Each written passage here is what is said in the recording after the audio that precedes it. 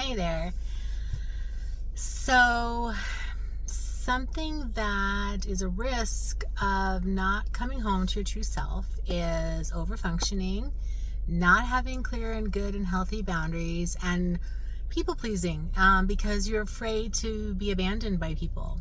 And when you come home to your true self, you learn how to stop abandoning yourself and you learn to stay with yourself and the parts of you that feel scared or sad or lonely, and you learn how to be with yourself.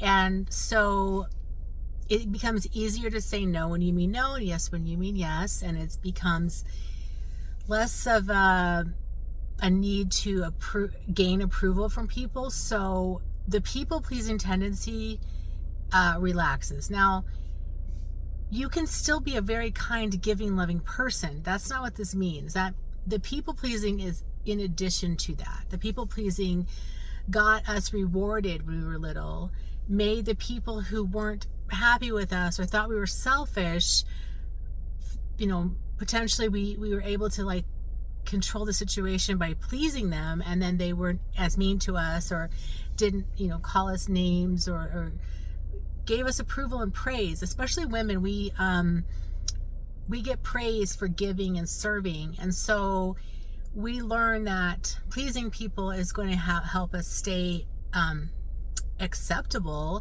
and not be rejected. And so we play off that in every situation, but it only ends up hurting us in the long run because we're not really choosing what we want to do. We're not really being who we really are.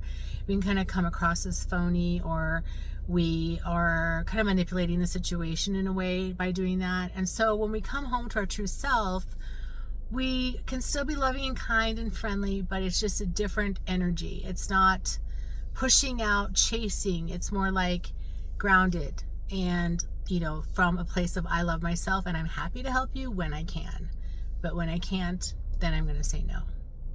Let me know if you have any questions.